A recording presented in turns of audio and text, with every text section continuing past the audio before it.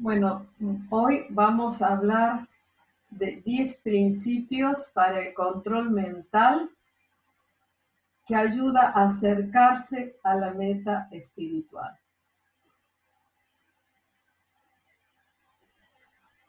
La meditación afecta todos los aspectos de nuestras vidas. Este tema está tomado del libro Guía a la Conducta Humana por Sri Sri Anandamurti.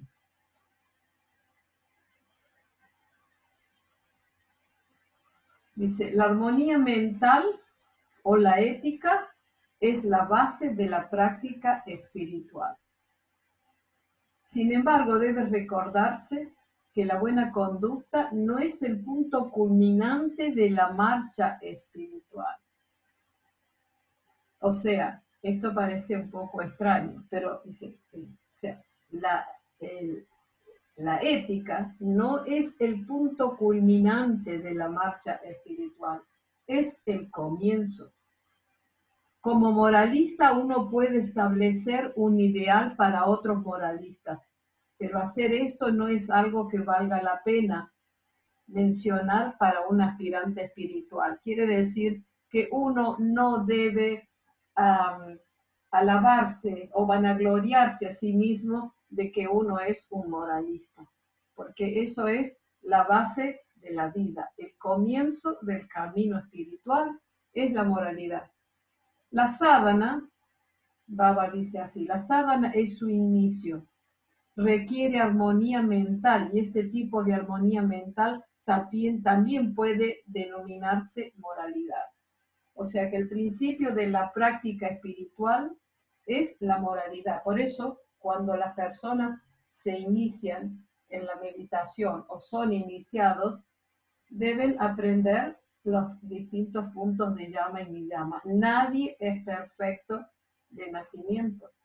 Lo que sí, uno, conociendo estos principios, conscientemente intenta seguirlos de manera que llegue a establecerse en ellos. En la antigüedad, los maestros iniciaban cuando las personas cumplían estos principios al pie de la letra. Pues Sri Sri Anandamurti ha dicho que si bien es cierto que la moralidad es la base de la vida, uno tiene que practicarlo para establecerse en ello. Entonces, aunque uno al principio no esté establecido en estos principios, la práctica consciente de ellos nos puede llevar al éxito, ¿ok? La práctica consciente de ellos. Dice, los ideales éticos pueden proporcionar a los seres humanos tanto la capacidad como la inspiración para seguir el camino espiritual. Pero la finalidad del moralismo es el logro de la bienaventuranza suprema y por lo tanto no debe haber ninguna posibilidad de imperfección en lo relativo. O sea, los ideales éticos deben proporcionar a los seres humanos tanto la capacidad como la inspiración para seguir el camino espiritual. Pero la finalidad del moralismo es el logro de la bienaventuranza suprema y por lo tanto no debe haber ninguna posibilidad de imperfección en lo relativo. Si nosotros queremos lograr, conocer, realizar a la entidad suprema, que es la bienaventuranza suprema, debemos en el camino relativo, que es el mundo material, en el mundo relativo, que es el mundo material, debemos establecernos en esa moralidad, porque no puede haber una contradicción con faltar a lo moral y llegar a la meta suprema. Porque todo lo que nosotros hacemos, absolutamente todo lo que pensamos, se refleja en esta mente cósmica. Así que no hay nada que se pueda esconder. Y uno no sigue estos ideales por temor a castigo. No existe una cosa así. Existe sí el karma, la acción y la reacción. No es que Dios nos va a pegar y nos va a castigar, no. Es, digamos, uno quiere establecerse en la buena conducta para merecer, digamos, la realización de lo supremo. Esa es la finalidad. Dice, la meta de todo ser humano es unificarse con Brahma. Brahma es la conciencia suprema. En la sadhana, los principios éticos se imparten con el fin de unirse a Brahma, porque no es posible meditar sin tal pensamiento. Eso es.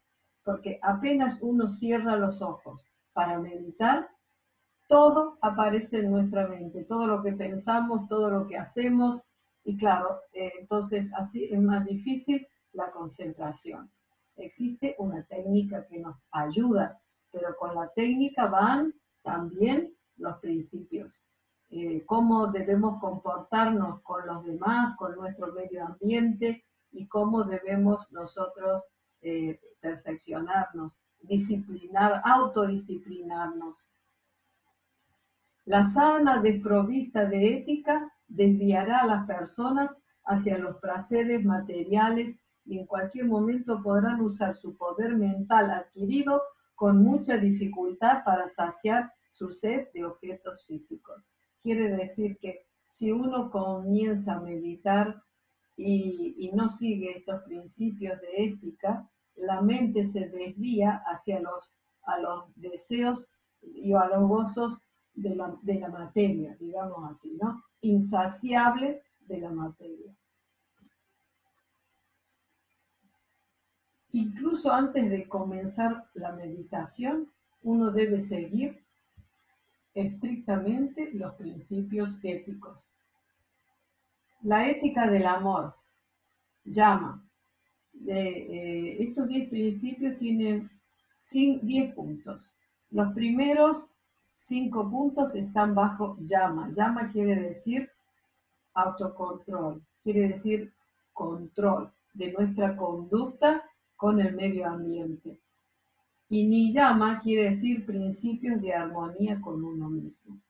Repito, llama, principios de armonía con el medio ambiente, es decir, cómo nos relacionamos con este mundo, y niyama son principios de armonía con uno mismo.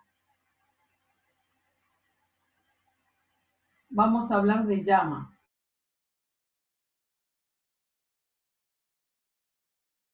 El primer punto de llama es ahimsa. Ahimsa quiere decir no infligir dolor o daño a nadie con el pensamiento, la palabra o acción. Esto se malinterpretó porque ahimsa no es sinónimo de inacción. Alguien irrumpe en nuestra casa y quiere venir a hacer daño para robar. Entonces, ¿qué vamos a hacer nosotros? ¿Nos vamos a quedar de brazos cruzados? ¿No defendernos? ¿No defender a los que están a nuestro alrededor? ¿O los que están en una ciudad que es atacada por el enemigo? No. No actuar sería ahimsa.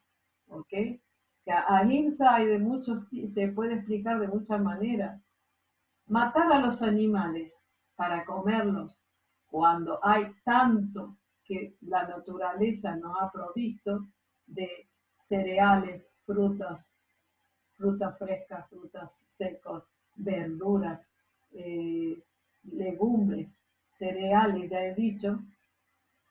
¿Por qué tenemos que infligir daño a los animales? Estamos interrumpiendo su proceso, su proceso evolutivo. ¿Okay? Por esa razón pasan muchas cosas a nuestro alrededor. Puede haber pandemias, puede haber algún tipo de sufrimiento, algún tipo de calamidades naturales, y es porque el hombre, el ser humano, no está respetándose a sí mismo y tampoco a la naturaleza. Entonces la naturaleza se vuelve contra uno, porque cuando hay, digamos así, es una reacción de las reacciones del individuo. Y de esa manera el hombre tendrá que aprender algún día.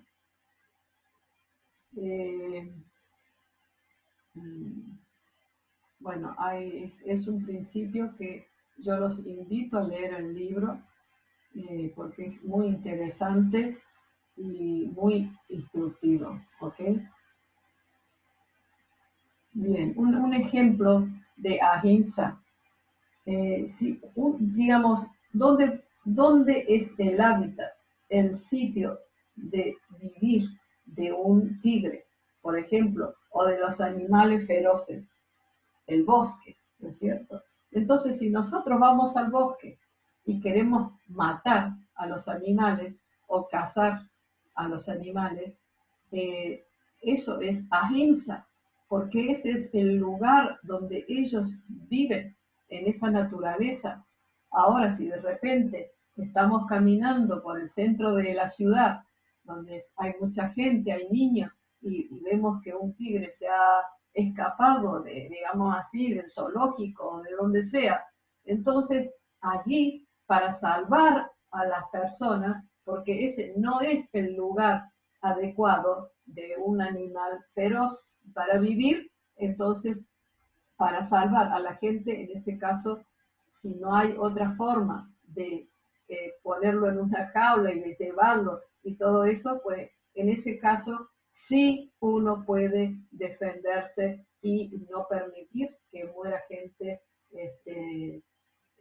inocente, ¿no es cierto? Entonces hay que utilizar las cosas con discernimiento, ¿ok? Bueno, bien. Ahora yo no puedo responder a las preguntas. A la clase, por favor, cierren los micrófonos, ¿ok? Deben cerrar los micrófonos. Bueno, las preguntas las voy a responder al final, ¿ok? Por favor, gracias. Bien, entonces el segundo de los principios es satya. Satya es decir la verdad con benevolencia, actitud mental adecuada y el uso correcto de las palabras con el espíritu de bienestar hacia los demás. Un ejemplo.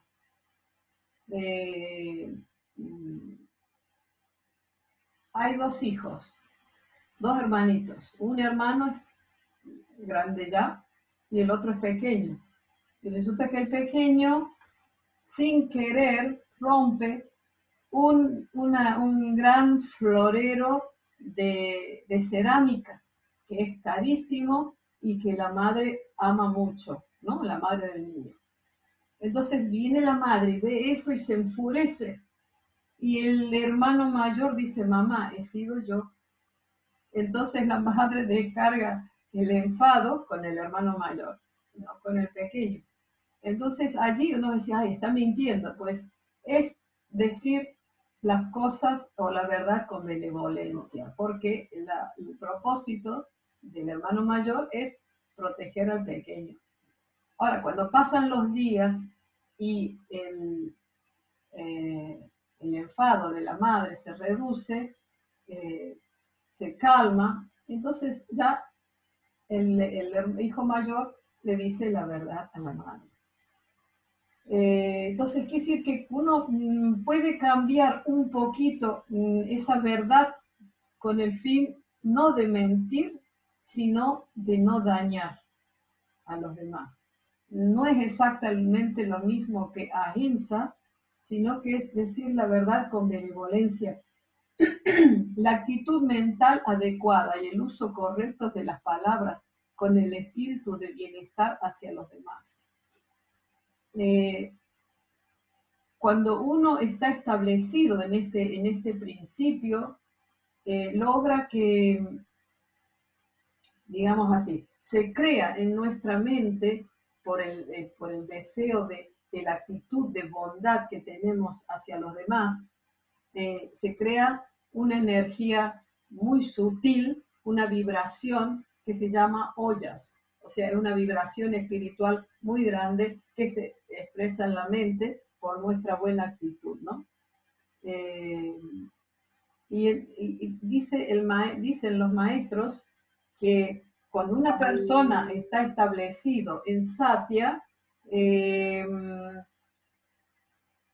hasta los animales feroces se comportan como animales domésticos con esa persona espiritualmente elevada.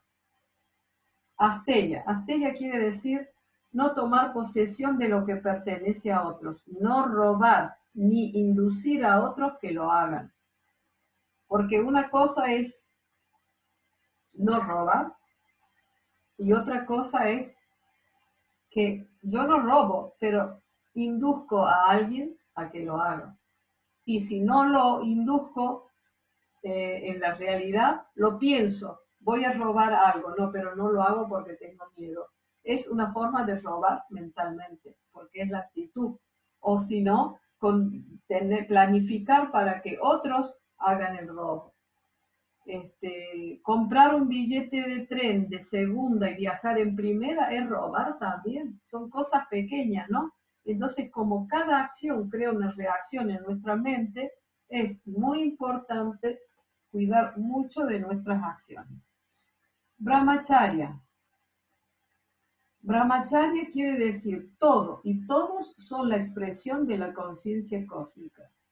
Si todos pensamos y tenemos presente este principio, no existiría el racismo, ¿ok? Ni las diferencias.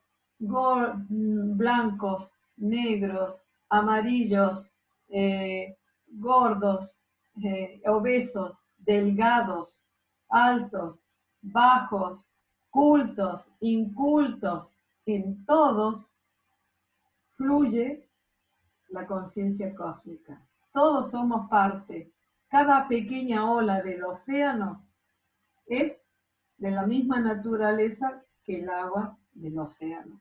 O sea que es muy importante para nuestro progreso espiritual también así, tener ese respeto hacia todo y hacia todos, porque todo es la manifestación de Brahma, la conciencia cósmica.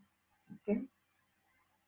Aparigraha dice, no acumular exceso de cosas superfluas para la preservación de la vida.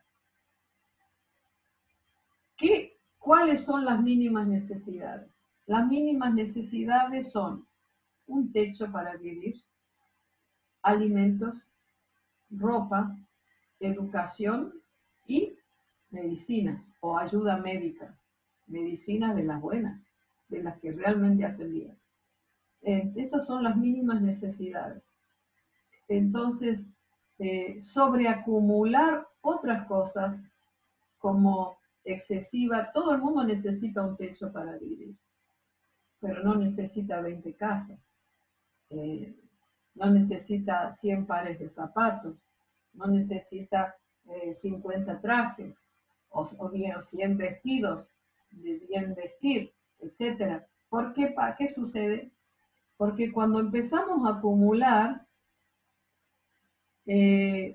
nuestra mente se apega al mundo material, pero se apega de una forma enfermiza, porque siempre está corriendo detrás de las quimeras materiales. En cambio, cuando uno tiene lo necesario, bueno, y lo que necesite para poder evolucionar mental y espiritualmente, aparte de las mínimas necesidades, entonces la mente se concentra más en lo que es sutil y no solo lo material. Además, la riqueza de este mundo es inmensa, de este mundo físico, de este mundo metafísico y de este mundo espiritual. Es muy grande, pero la riqueza física del mundo, de los factores fundamentales, aunque es muy, muy grande el universo, de alguna manera es grande, que no lo podemos medir, pero todo lo que sea material es limitado. En cambio, la riqueza mental y espiritual es ilimitada. Entonces, cuando hay gente a través de la enfermedad grave del capitalismo que acumula y quita la oportunidad a los demás. Cuando las grandes empresas no permiten que las pequeñas empresas, que las pequeñas tiendas puedan evolucionar porque lo quieren acaparar todo, eso también es una enfermedad. ¿Ok? Entonces hay que vivir y hay que dejar vivir a los demás. Bueno, ustedes piensen, porque al final les voy a preguntar cuál de estos 5 principios ustedes creen que son los más importantes. Pero ahora voy a explicar los 5 principios de Niyama. Shaocha, pureza del cuerpo y la mente. Pureza interna de la mente y pureza externa, como así del medio ambiente. Vamos a ver en qué consiste esto. Pureza del cuerpo y la mente. ¿Cuál es la pureza del cuerpo? Existe la pureza externa, que nos duchamos y ya estamos limpitos. Nos ponemos ropa limpia, limpiamos el ambiente donde vivimos, la casa, etc. Eso es muy fácil, porque se limpia y ya está. Pero es la pureza interna del cuerpo. Para la pureza interna del cuerpo necesitamos ser vegetarianos, porque el cuerpo humano no está hecho para comer carne animal. La época, digamos así, glacial ya ha terminado hace mucho tiempo y hay muchas cosas de las que el ser humano puede alimentarse. El ser humano no es el cementerio de los animales. Cada cosa que nosotros ingerimos, cada alimento que ponemos en nuestro cuerpo, a través de un proceso, la esencia se transforma y crecen nuestras células del cuerpo. Las células tienen una mente individual y el alma individual subdesarrollados, pero al fin tienen mente y tienen alma. Entonces, no son la mente humana ni el alma humana, pero está el reflejo ahí, en esa miniatura existe el potencial. Entonces, si uno come carne muerta, un cadáver de animal, las células van a ser de la misma naturaleza. Entonces va a afectar no solo la salud física, sino también la salud mental. Entonces, si uno come ingiere alimentos sutiles, las células van a ser sutiles y la vibración de esas células, la vibración de cada alma en miniatura de cada célula va a afectar nuestra mente humana y también nuestra alma. Bueno, eso es con referente a la limpieza interna del cuerpo. Y después también hay un método que lo aprenderemos en otra oportunidad, de cómo uno al ducharse, cómo debe primero refrescarse los chakras antes de empezar a bañarse. Bueno, es generalmente con agua casi natural. Si es invierno, se puede ser un poquito, apenas menos que tibia, echarse agua desde el ombligo hacia abajo, desde atrás también a la altura del ombligo, pero de atrás, y luego de la corona de la cabeza, que baje el agua toda por la espalda para refrescar los chakras. Bueno, eso era, digamos, toda la limpieza interna y externa del cuerpo. Ahora de la mente. Bueno, es más fácil bañarse que lavar la mente, ¿verdad? Entonces, para tener una pureza de la mente, hay también una forma interna y otra forma externa. ¿Cuál es la pureza externa de la mente? Es evitar mirar todo aquello que perturba nuestros pensamientos. Por ejemplo, películas de crímenes, que hay mucha gente que le encanta ver esas cosas, películas policiales. Hay una señora que dice, que me decía a mí, pues que yo aprendo cuando veo esto. Bueno, puede aprender una vez, dos veces, pero si todo el tiempo miramos este tipo de cosas, la mente piensa y recuerda lo que hemos visto y lo que hemos vivido. Entonces estamos siempre con pensamientos que no nos elevan. Entonces, evitar ver cosas de pornografía, ver ese tipo de películas, en fin, leer ese tipo de cosas, que lo que queremos es elevar nuestra mente hacia la fase espiritual. Entonces, el alimento, la limpieza, la pureza interna, la pureza externa de la mente. Externa es, digo externo porque se refiere a lo que podemos controlar, que es lo que vemos. ¿Ok? Bueno, y luego está la parte interna, cuando uno siente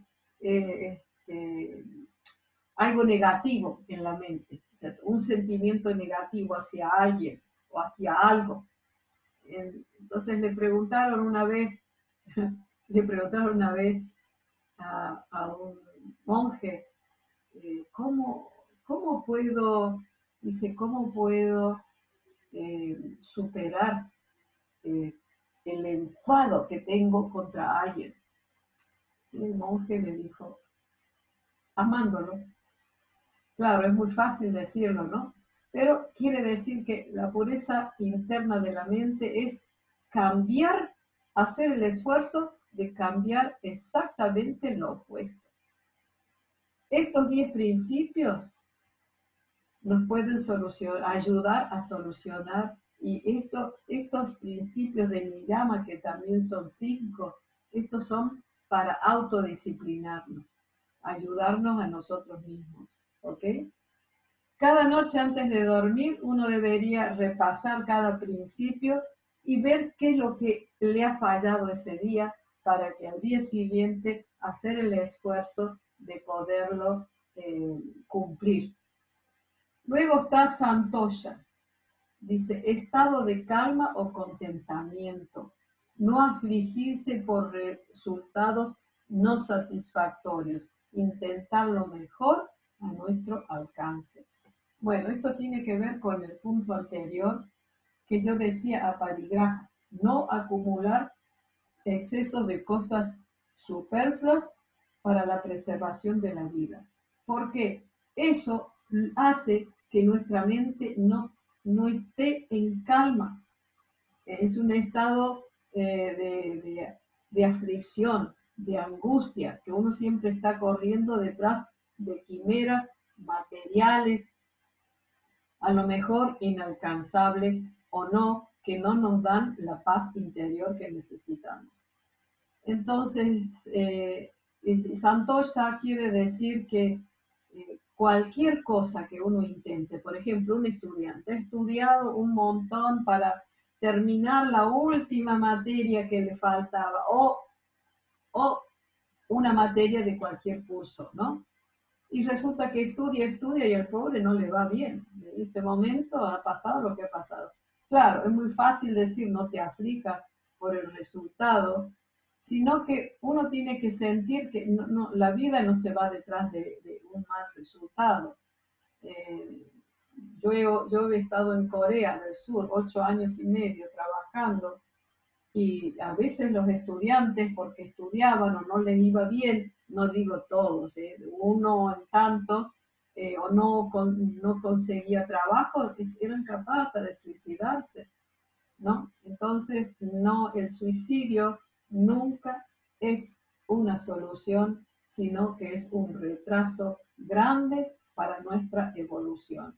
Todo tiene solución, menos la muerte, como se dice, ¿no? Este refrán. Entonces, lo importante es tener ese estado de calma y contentamiento, no afligirse por resultados no satisfactorios, intentar lo mejor a nuestro alcance. Y si hoy no hemos podido tener éxito, lo intentamos otra vez en otro momento. Tapha. Tapha quiere decir esforzarse por ayudar a los demás en el dolor y dificultades para hacerlos felices, o sea, servicio inegoísta. Otro punto de Shaolcha también es que para purificar la mente es muy importante hacer servicio social, ayudar a los demás. Eso también ayuda a purificar la mente. ¿Okay? Aquí Tapha es un servicio aún más entregado. A lo mejor requiere más esfuerzo, más sacrificio de nuestra parte para ayudar a los demás. Y siempre ayudar a los demás no significa ser esclavo de nadie, significa que vamos a ayudar a quien lo necesite, ¿ok? A quien lo necesite. Esto es hacer servicio social es una forma también de ir logrando progreso espiritual. Y ahora, cuando hacemos servicio, no tenemos que pensar, ay, qué bien que hago, que soy esto, que eso, sino sentir que uno es un instrumento de la conciencia cósmica, un instrumento de Brahma. ¿Por qué? Todo es una expresión de la conciencia cósmica. A las personas que servimos también son una expresión de la conciencia cósmica. Nosotros también. La acción de servir también. Entonces, no van a gloriarse, sino sentirse felices de poder hacer algo por alguien, aunque eso signifique hacer digamos así, que a veces por esforzarnos y en hacer algo, también para nosotros es una gran dificultad, pero el resultado es bueno. ¿Okay? Svadhyaya. Svadhyaya quiere decir claro entendimiento de cualquier tema espiritual, recordarlo y ponerlo en práctica. En Ananda Marga Baba ha recomendado leer Ananda Sutra, Subhasita Sangraha y Ananda Vachamamritam todos los días. Bueno, Ananda Marga Baba ha dejado 268 libros, de los cuales habrá unos 150, 155 traducido al inglés y muchos menos al español, lamentablemente. Quiere decir, leer son todos temas muy espirituales que describen la meta espiritual, las prácticas, etc. No es suficiente leer, sino lo importante es recordar y poner en práctica. Eso es lo importante. Luego tenemos Ishvara Pranidhana, quiere decir meditar en el Supremo, establecerse en la idea cósmica. Ishvara Pranidhana. Entonces debemos meditar 2 veces diarias, mínimo media hora a la mañana, media hora a la tarde. Entonces uno se levanta a la mañana, se ducha y se sienta a meditar, tranquilo, ¿ok? Media hora por lo menos. Después hace las posturas de yoga. Y después de media hora de haber hecho las posturas de yoga, pues ya puede desayunarse. O puede hacer al contrario, puede hacer las posturas de yoga primero y luego la meditación. Entonces, después de haber terminado, puede ser a desayunarse. Y en la noche igual, antes de cenar, también hay que meditar. ¿Okay? Es muy importante seguir las prácticas espirituales. Cuando uno no se ha iniciado, puede meditar con Bhavanam Kevalam, que es un mantra universal. Se repite Bhavanam al inhalar, Kevalam al exhalar, y uno siente que todo alrededor es la expresión de la conciencia cósmica. Bhavanam, solamente tu nombre, Kevalam. No, Bhavanam, tu nombre, Kevalam, solamente. ¿Qué quiere decir tu nombre? eh, tu nombre amado solamente, quiere decir que todo es su expresión. Todo lo que veo, todo lo que toco, todo lo que huelo, todo lo que saboreo, todo lo que siento, todo es tu expresión.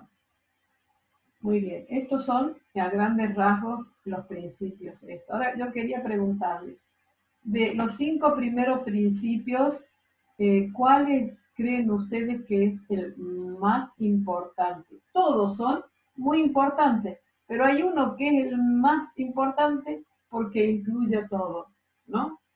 Eso es, imagínense los 10 principios, los 10 mandamientos que son tan importantes y tan conocidos. Ya están incluidos en el primero, no hacer daño. ¿Mm? Muy bien. ¿Alguien quiere decir cuál es el más importante? O se los digo yo y después seguimos hablando. El más importante de todos no es que sea el más importante y los otros menos, sino que, digamos, sintetiza todo, es satya, es decir, la verdad con benevolencia. ¿Ok? Esa actitud mental incluye el no hacer daño, no robar, ver a Brahma en todas las expresiones del universo, no acumular en exceso, etcétera, etcétera. Es porque cuando uno está consciente de esa benevolencia, va a seguir todos los principios. Y luego, de estos 5, la pureza física y mental, interna y externa, contentamiento, servicio con esfuerzo o sacrificio, lectura espiritual y meditación. De el quinto es Ishvara Pranidhana. O sea, lo más importante de la vida es siempre tener presente a la conciencia cósmica. Si eres un monje, si eres una persona soltera, si estás casado o casada, siempre es muy importante mantener a la conciencia cósmica como la meta espiritual de tu vida. Bien, ahora pueden abrir los micrófonos, no todos al mismo tiempo. Si tienen alguna preguntita, este es el momento. Yo tengo una pregunta. Sí. La pregunta era, usted lo tocó, pero no me quedó muy claro. Nosotros tenemos esto de la defensa propia. Si alguien nos ataca, ¿podemos defendernos? Claro, por supuesto. Si no te defiendes, te matan. Actuar por defensa propia no es atacar. ¿Mm?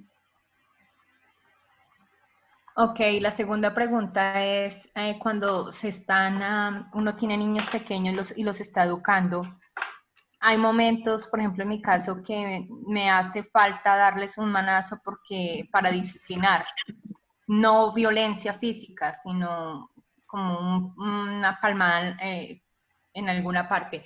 ¿Eso es permitido o no? A ver, ¿cuántos años tienen los niños? Ese niño. Ese niño tiene 6 años. Claro. A ver, por favor, no hagan ruido con los micrófonos, ¿ok? A ver, intenta hablar con el niño, intenta explicárselo, ¿ok? A lo mejor con amor se consigue más. Ahora, yo no te puedo decir que está bien darle una palmada. A veces seguramente los niños no entienden de otra manera, pero también hay que tratarlos como seres inteligentes. El amor y la forma de hablar, yo creo que puede hacer un gran efecto. ¿Okay? Esa es mi recomendación. Está bien, gracias. Eso. ¿Alguna pregunta más? Yo tengo una. Sí. Por ejemplo, para hemos hablado del servicio hacia los demás, ¿cómo podemos ayudar a los demás? ¿Qué tipo de servicio podemos hacer? Bueno, simplemente hay que ver que es eso, que hay diferentes tipos de servicio. Por ejemplo, servicio a las plantas. ¿Cuál es? Regarlas, ¿no es cierto? Mantenerlas limpias y regarlas, protegerlas, ¿no? Eso sería a las plantas. A los animales, pues darles de comer, darles agua. A las plantas también hay que darle agua. Al mundo inanimado, es decir, los objetos, también hay que cuidarlos, no porque sean objetos, no lo queremos más, bueno, tirarlos, ¿no? Mejor dárselo a otra persona, a gente que no tiene, si están en buenas condiciones, ¿no? A los seres humanos, pues una persona está enferma o es pobre y no tiene que comer, le das un plato de comida. El maestro decía que era mejor que es mejor a un pobre darle de comer que darle dinero, ¿no? Porque a veces, yo creo que, claro, también habrá casos, si no se acostumbran con el dinero, y a lo mejor a no todo el mundo, por supuesto, pero hay gente que se lo gasta en otras cosas y en fin, o se compran drogas o vaya a saber, vaya a saber. Entonces decía, mejor es darle algo, darle de comer o dar ropa o una cosa así. Eso sería una forma. Una persona que está enferma, pues vas a la casa, le limpias, le ayudas con la limpieza, le haces de comer, en fin, ese tipo de cosas. Luego ayuda intelectual, pues enseñar algo a alguien, dar una clase de algo, ¿ok? Una ayuda intelectual.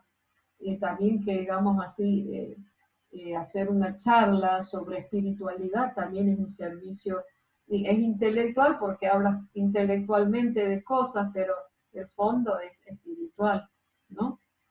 Enseñar algo también, si le enseñas, yo que sé, al hijo del vecino, le enseñas inglés o alguna cosa, es un servicio también.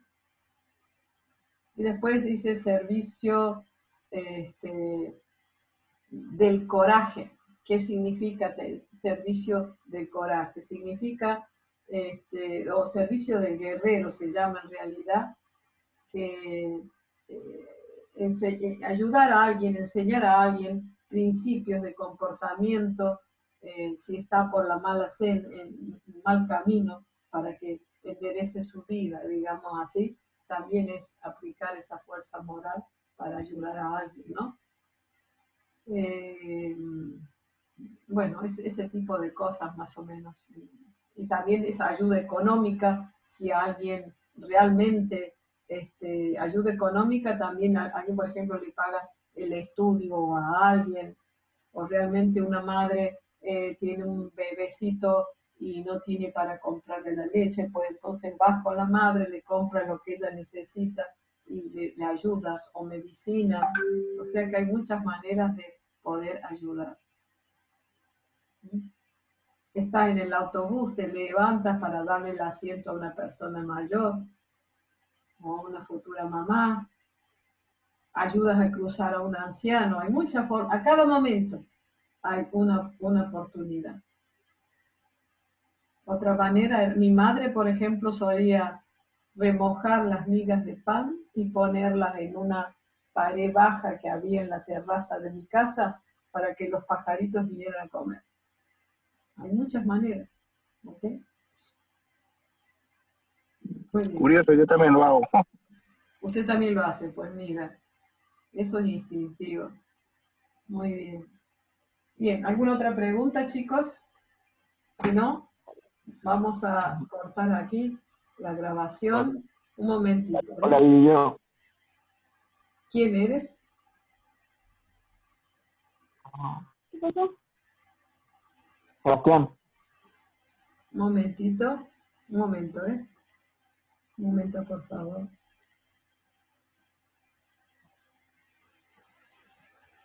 Ok, ahora puedes ya. Ahora puedes. Un momentito aquí. Un momento aquí. Bien, ahora puedes preguntar.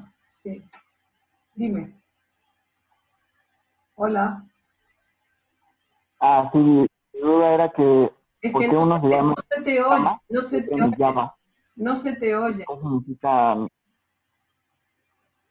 Andrea, no se te oye bien. Creo que estás tapando parte del micrófono, no es claro.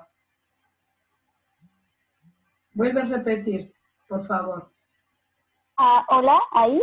Sí, ahora sí.